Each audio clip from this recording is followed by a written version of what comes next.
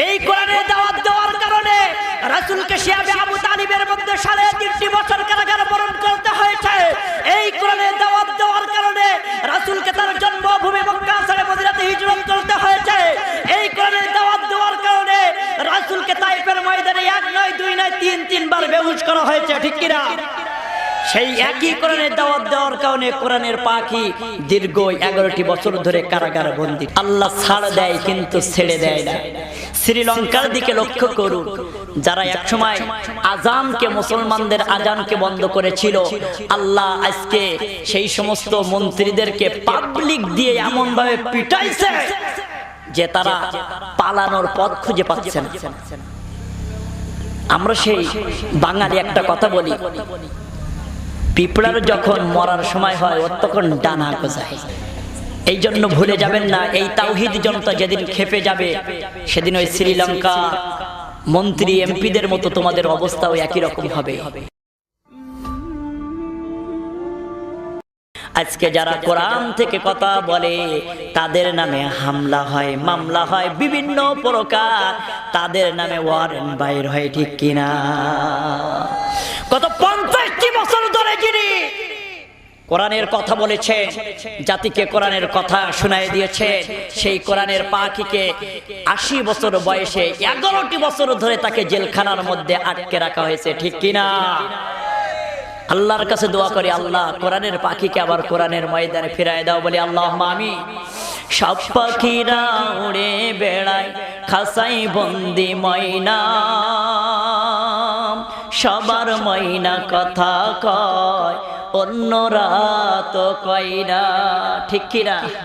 সব পাখিরা উড়ে বেড়ায় খাসাই বন্দি ময়না, সবার ময়না কথা কয় অন্যরা তো কয় না।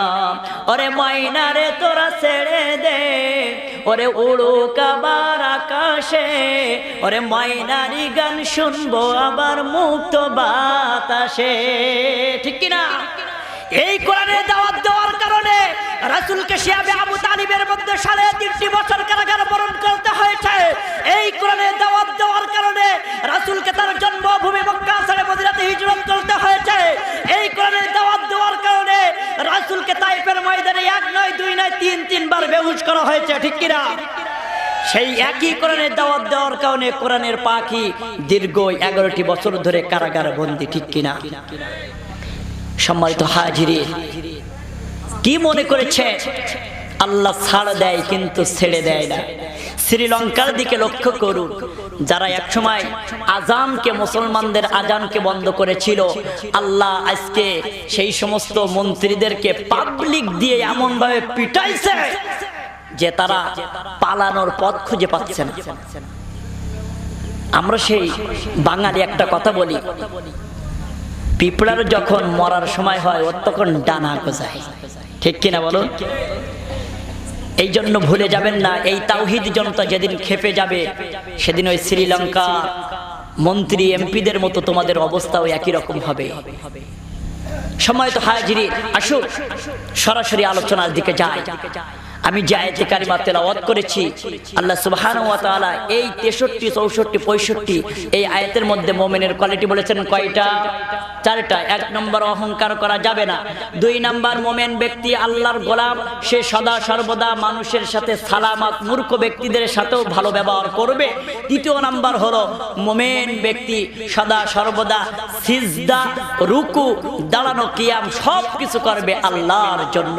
আর 4 নম্বর হলো আল্লাহর গোলাম ভয় করবে জাহান্নামের ভয়ে, হৃদয়টা কম্পন সৃষ্টি হবে, পৃথিবীর কোনো ব্যক্তিকে সে ভয় করবে না, ঠিক কিনা?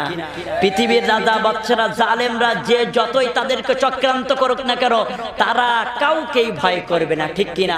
মুমিন একমাত্র ভয় করে কাকে? আল্লাহকে। আরো জ্বলবে বলেন কাকে? তোমরা ভুলে যেও না, জালেমেরা ফেরাউনের মতো, নমরুদের মতো তোমাদের অবস্থাও কিন্তু একই হবে, ঠিক কিনা?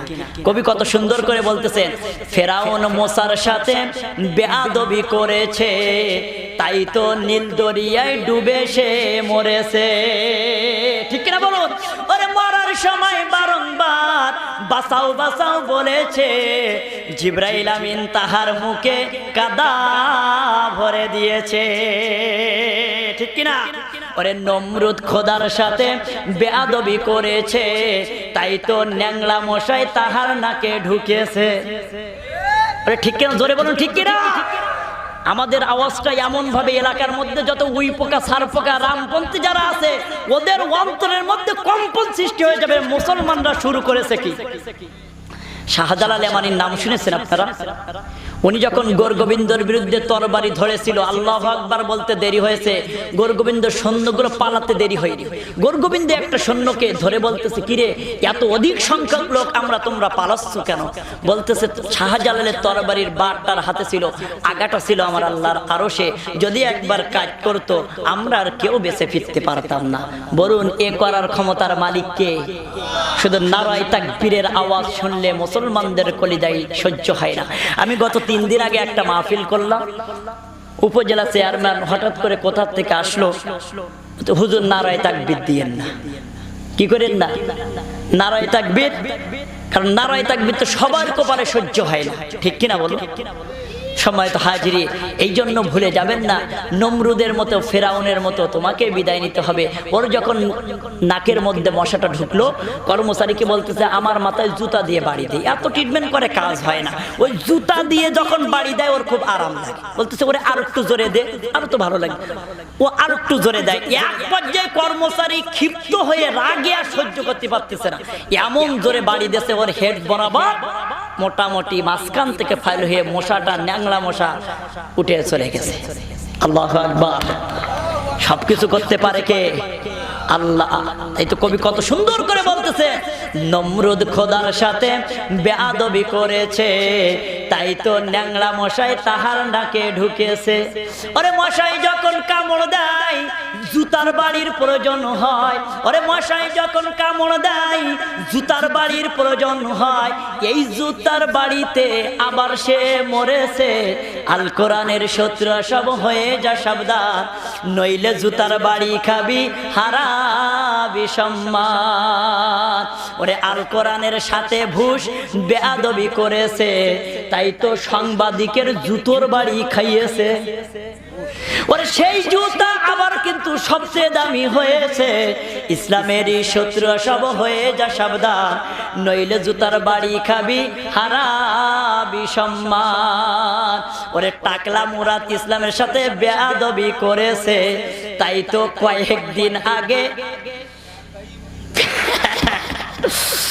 বলুন এই গজব আল্লাহ ছাড় দেয় কিন্তু ছেড়ে দেয় না। আল্লাহ ছাড় দেন কিন্তু ছেড়ে দেন না। আল্লাহ যখন ধরে ধরে আল্লাহ ধরে না, ধরলে আল্লাহ কিন্তু তোকে ছাড়ে না, ঠিক কিনা?